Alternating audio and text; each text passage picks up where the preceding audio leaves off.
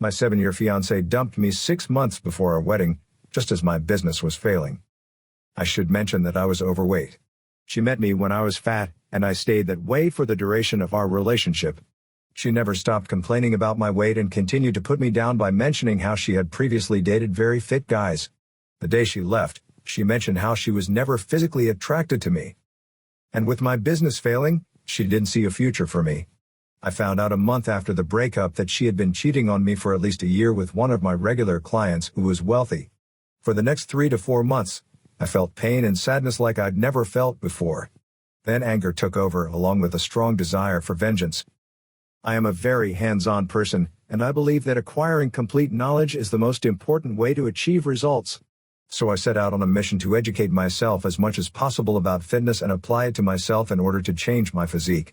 In order to cut a long story short, I became obsessed with fitness and dropped from 450 pounds and over 55% body fat to 200 pounds, a lean 7%, a solid physique in 3 years. She was completely unaware of what I was doing or what I had accomplished the entire time. I moved to a different country at the end of my 3rd year. I had closed the business and decided to look for a better future elsewhere. After a few months of living abroad, I was contacted by a major newspaper in my home country and asked to give an interview for an article about young immigrants. I had no idea that the photo I had sent them would end up on the cover of that newspaper. I was tagged on social media, and people who hadn't seen me in a long time were taken aback. The word got around until it reached my ex's ears. She apparently went out and bought the newspaper, and a common friend who happened to be nearby witnessed her reactions. Her jaw literally dropped to the floor. She kept asking herself, "How is this possible?" and if it was a genuine photograph. I later learned from friends that she had complained to everyone who knew us. I intend to compete in fitness competitions within the next year or so. So, yes, I will send her a signed photo despite the fact that I am well and truly over her. A second vengeance is being planned. I met a girl and fell madly in love with her as soon as I arrived in the new country. I hadn't been in a relationship since the previous breakup due to trust issues and because I was far too preoccupied with my fitness to continue chasing girls. We met through a relative, and she appeared to be perfect and someone I could trust with my feelings again. It took some reassurance from her end to make that happen. Soon after, I began to see a future together and entered into a full-fledged serious relationship. She wasn't the easiest person to get along with. She was very judgmental, had immature OCD, possibly BPD, had difficulty expressing her feelings openly, and had a very hazy perspective on relationships, marriage and children. I was a big supporter of child marriage. It was her first serious relationship, and it wasn't easy. Despite the negatives, she had some great positives, which is why I stayed with her. She could be the sweetest, most caring woman she desired. Anyway, the relationship ended abruptly after 4 years when I proposed to her and she couldn't bring herself to say yes to me. I never received a no. Instead, I was confronted with a laundry list of all my flaws. The fact that I am new to the country was at the top of the list. I wasn't established, which meant I didn't own a home and my bank account was insufficient. She even went on to say that if I lost my job, which was a good one in corporate, I would have a difficult time finding another one because all of the responsibilities would fall on her. That girl rejected me on so many levels that it's ridiculous. This was by far the most painful breakup of my life. My soul was ripped in half, and not having a support system, family, or friends made it even more difficult. It was excruciating. Things had gotten so bad that I was in excruciating physical pain, had lost my sense of time for several months, and was extremely depressed. I reached a breaking point in this nightmare and experienced a massive and abrupt personality change. I let go of my old self and transformed into someone else. I promised myself that I would accomplish career goals that most people would consider impossible. And with that, I will exact my vengeance.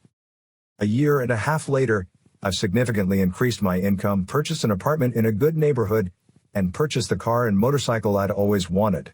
I'm working on 2 businesses, one in consulting and the other in technology. Not long ago, the tech one received a very high valuation, and we intend to expand rapidly.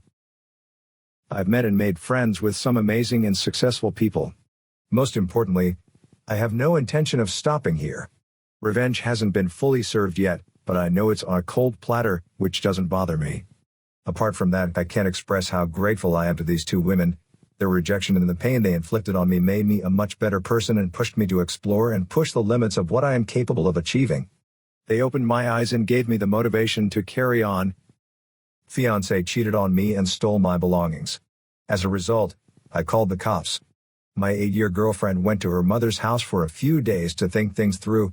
Years later, I discovered she had cheated on me at the time. Those few days became 2 weeks. She is aware that we did not communicate during those 2 weeks. Finally, she dialed my number. All I asked was when you were going to move your belongings. I believe she was taken off guard. She stated that this week, when she returned home from work, half of her apartment was missing. Everything was taken by her. She'd be able to fit in her car. Actually, it was my car, and I was allowing her to use items that were not hers and were purchased with my money. My friend stopped by and gave me a new lock for my apartment door. Legally, I couldn't do it, but I knew the apartment manager well and she was aware of what was going on. The next day, she returned for the remainder. Unfortunately, she was unable to enter. She complained to the apartment manager, who said she couldn't help her.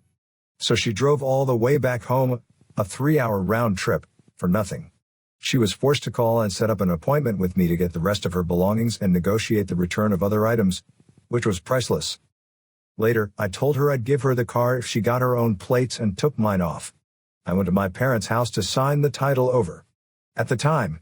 Now she's asking for money, and as the owner of the car, I told her no way, but she insisted. Not only do you not get any money, but you also do not get the car now, I said. Just let me get my stuff out, she said, shocked. I was right behind her as she walked to the car.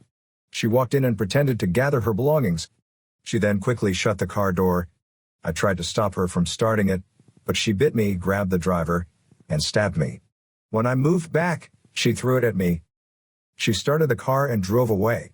Now I'm going to call the cops and tell them what's going on.